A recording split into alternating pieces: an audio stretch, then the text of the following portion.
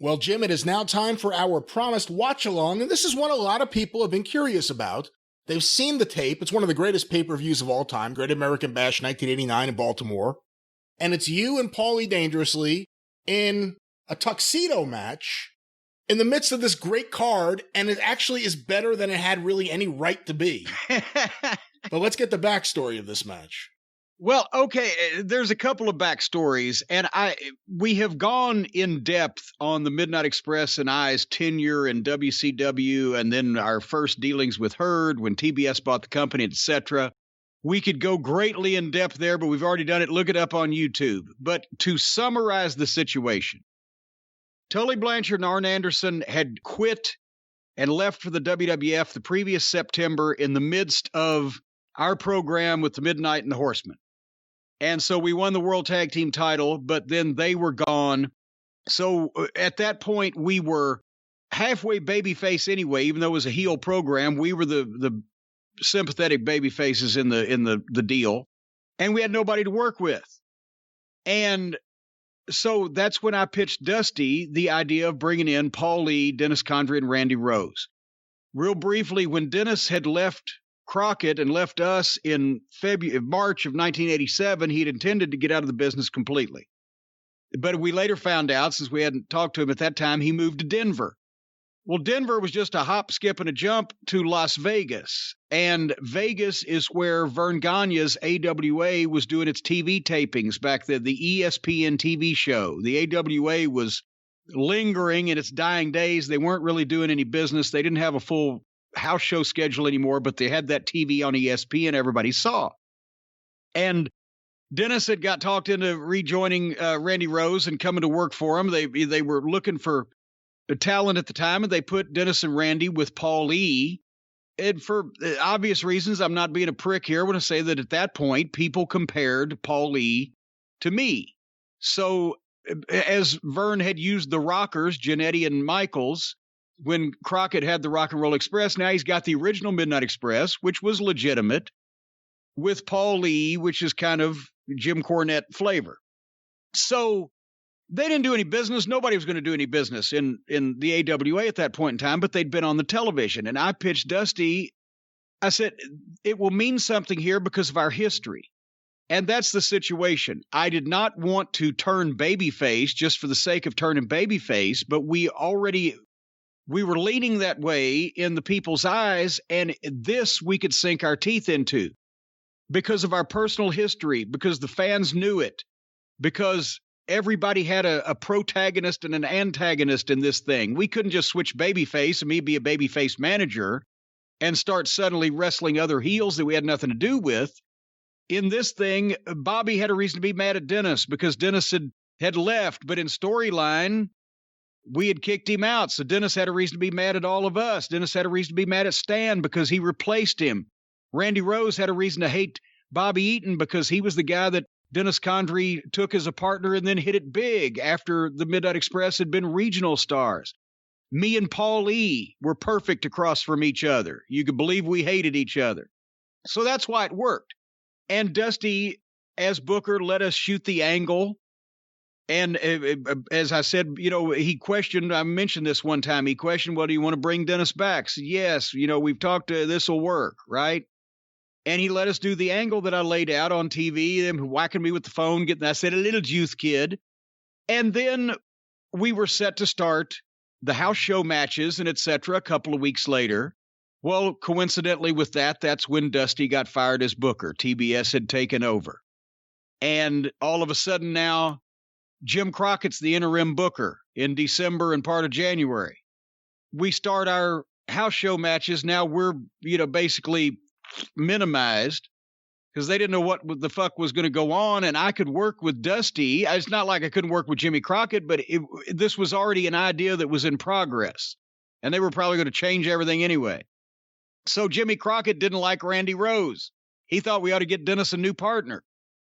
So he booked the finish for the midnight match on Starrcade 88, the pay-per-view. We went over. We didn't want to. We wanted them to fuck us and beat us to get some credibility, get some heat. Nah, we'll put you guys. Okay, so they did jump us and get some heat afterwards to keep the thing going. But then that's when TBS stepped in and wasn't going to fly the managers, wanted to save expenses, so wasn't going to take the managers to the house shows. So the midnight match was going out in the arenas without me and Paul, which was the key to the thing. We offered to fly ourselves and pay our own way to the shows. They didn't want us to do it because the other managers would get upset. Then they rescinded that, but that was already Crockett's last act as booker before George Scott came in, was to book the pay-per-view in Chicago in February as a loser of the fall leaves WCW match. He wanted to get rid of Randy Rose and get Dennis a new partner. George Scott then comes in, and we have our meeting with him, the one and only one we had, and we found out he's not going to do anything with us, and we're making plans to get out of there. Well, of course, Dennis ribs everybody in February in Chicago and said he didn't come back to have this angle fucked up, and he didn't ask for a new partner, and so he just no-showed the whole thing and left again. So that fucked that up. And then after that pay-per-view is when we went in and told JR that we were giving our notice because George Scott wasn't going to use us. He had no idea who we were. We didn't want to work for him, and we were just going to take time off until TBS smartened up and fired George Scott because we could tell he'd been in a nap for the previous 6 years. So our last program on the way out was Paulie got a new team, Samu and Fatu, the Samoan SWAT team.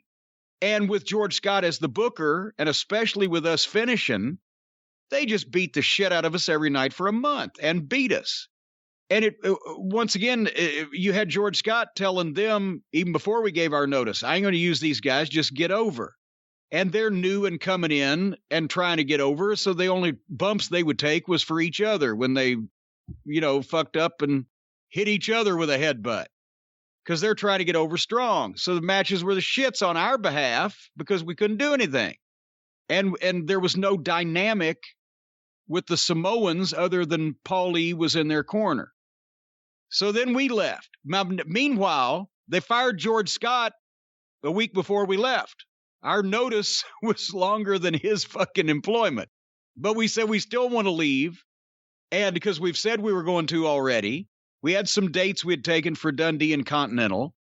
And, Bobby had a bad knee. We wanted to rest up and just get away from it. So we made the deal to come back in May in the World Tag Team title match or Tag Team title tournament on television and start back full-time in June at or near the Clash of Champions where we'd be in the World Tag title tournament finals. That left the loose end of I'd never gotten even with Paul Lee because we won the Chicago match in February, but we didn't beat him. So the booking committee at the time, which was Jim Ross, Kevin Sullivan, Eddie Gilbert, and a variety of the other people, arranged to at least clean that up at the July Great American Bash pay-per-view by having this match between me and Paul Lee. And just to remind everybody we were mad at each other, when we're going in the tag team tournament semifinals on the June Clash of Champions against the Freebirds, on the way to the ring, Paul Lee comes from behind me, hits me with a loaded tennis racket of his own, knocks me goofy, and then the Express is out there alone against the three Freebirds, and they get fucked, and the inference is if I'd have been there to seen what was happening with the third guy, then I could have stopped it or whatever the fuck, but anyway, I put a little heat on Paul Lee. And by the way, that was the Fort Bragg, North Carolina clash where it was 130 degrees in that building. And when he hit me and I went down and I sold it, the EMTs carried me out and they weren't smart. So they wanted to take me to the fucking hospital because, I said, I just need water. Well, you're dehydrated and you got knocked out and this and that. And they wanted to give me a CAT scan. And I had to somebody came and ran some interference for me. And I said, I've got to go home. I've got to go home. And I went to get in blah, blah, blah. But anyway, I didn't go to the hospital. So anyway, this match it was booked to be a tuxedo match because of the people involved in the booking committee at that time, the only ones that really had any creative input that would have been involved in this, and I wasn't on the committee, so I didn't hear the conversation, was Eddie Gilbert, Kevin Sullivan, and JR. And I'm pretty sure that probably JR got it past heard by saying, well, we'll put him in a tuxedo match because he'd seen that I think they did it with Finkel.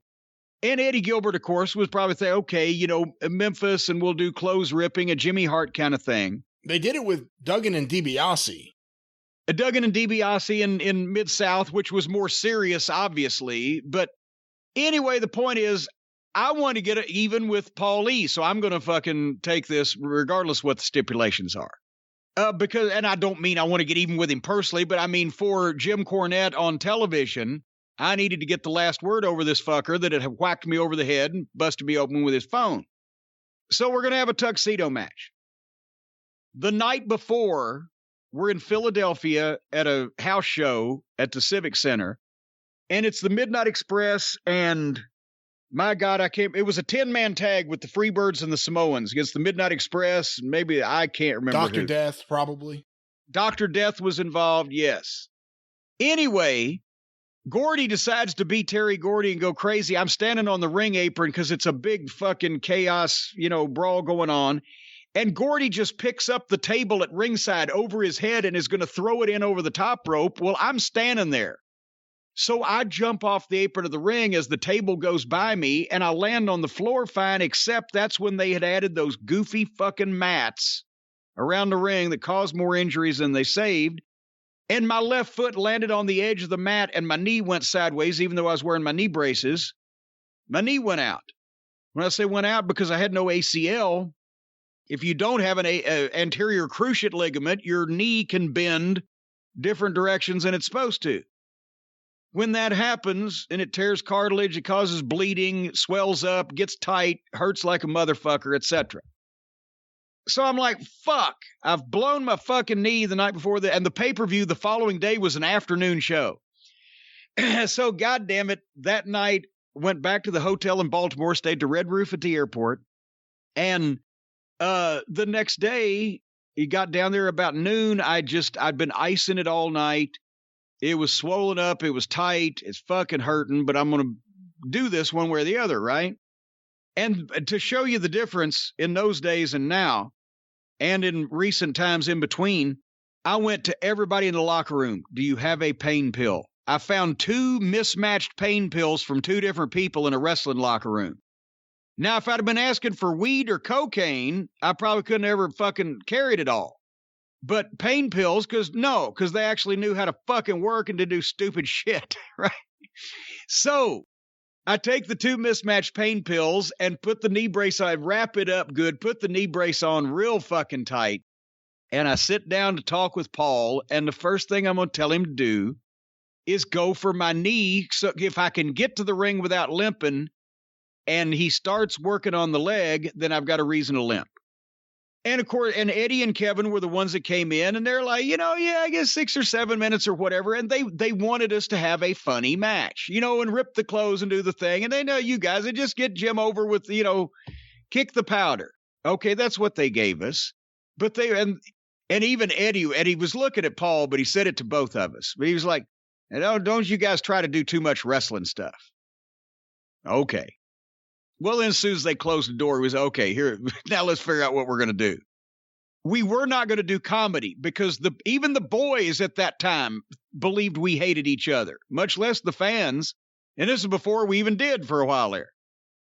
And we weren't going to try to go out there and do drop kicks and hip tosses and body slams, but we knew we had to have a fight, as realistic possible a fight as Jim Cornette and Paulie Dangerously would have if they really hated each other. We might not be able to wrestle and we might not be able to fight very well, but we would try.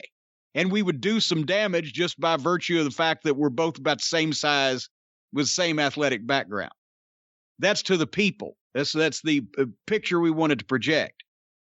I knew, and it's not a secret, anybody can watch the videotape.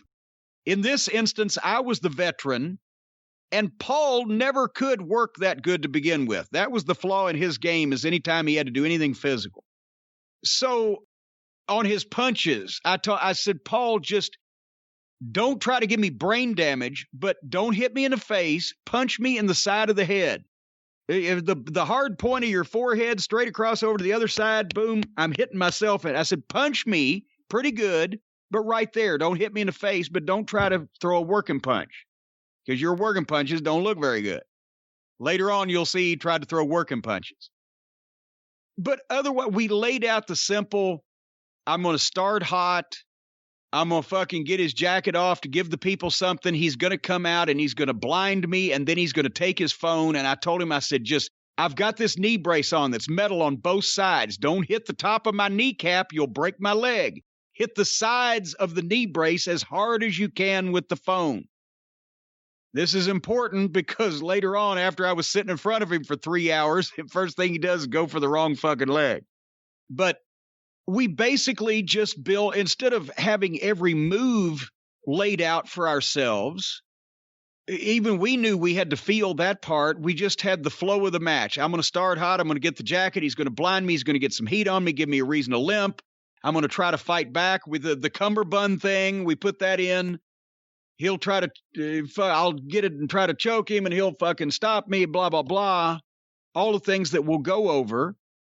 And then basically the finish. It wasn't called step for step because we probably wouldn't have been able to remember it to begin with, but we had the skeleton, the outline. And the thing is, we try to do and pretty much came off doing as everybody can be the judge when they watch it. But at the time, it got over in the house. It's the only decent house WCW drew all year. Sold out the Baltimore Arena, the Civic Center. It got over with the people, and we didn't embarrass ourselves as far as doing silly shit that we were obviously cooperating with each other on. And even JR and Bob Caudle, because they figured they knew what the tone of the thing was going to be, and kind of started calling it like a fight at a strip club at the first part. And then once he slapped me in the face, I think at that point, then it kind of woke them up a little bit, and they're like, hey, these guys really don't like each other type of commentary from there on out. And that's the thing. Paulie's punches didn't hurt at all. They looked like shit, but when he slapped me, it rattled. I saw stars. So that's what we were trying to do. And under the limits of a tuxedo match where I couldn't actually pin him, but I had to rip his clothes off and everybody got to see him in his blue undies. And I was kind of disappointed in that because when I got my clothes ripped off and down to my underwear in the Superdome or on any major show, I had big boxer shorts with hearts on them or whatever. He just wore the skid mark shit that he walked in there with that day. That was his real underwear. He was an amateur back then. But anyway, otherwise than that, can you think of anything I have missed in explaining why and how this came about and our mindset going into it? Well, a couple things we should mention. One, Paulie is 23 years old here. So for anyone who's seen MJF in recent years is 23. Here's Paulie at 23 years old. You were what, 27? Yeah, because this is July of 89. So I was 27. I wouldn't be 28 till September. So I was the veteran. You guys would also go back out there later in the show for War Games. Yeah, did we watch that? If we didn't watch it, we talked about it here not long ago. We've definitely not watched that War Games, no. We didn't watch it, but we talked about it. It was one of the forgotten War Games. But we couldn't. I hated being a manager in the War Games because you can't do anything. So that was, we had our spotlight earlier in the night. You guys did interviews earlier in the show with Gordon Soley, who was the backstage interviewer for Bash 89. The ringside team, like you said, Jim Ross and Bob Caudle. I don't know if there's too much else to cover. I guess the only other note would be there would be a big change behind the scenes. A month later, Ric Flair would take over the booking committee. Yes, well, that's the booking committee was a bunch of equal people that had no power over one another, and Herd was trying to run it. And that's why the first several months of the year was such a mess. After George Scott, it got worse, actually. And that's when Flair got hot and said, somebody needs to take control of this. And he demanded the book. So then he could choose people that worked under him. Unfortunately, he couldn't choose. Herd was still involved, which was the problem of the whole thing, as we've mentioned many times. But yeah, this, as I said, was the only good house really they drew all year. And that was, Flair finally said, this is getting worse instead of better. And he took the book, and until the following February, things had come back, as we've mentioned, the pay-per-views, the television ratings, some of the houses, not many, but then Herd wouldn't get out of his way.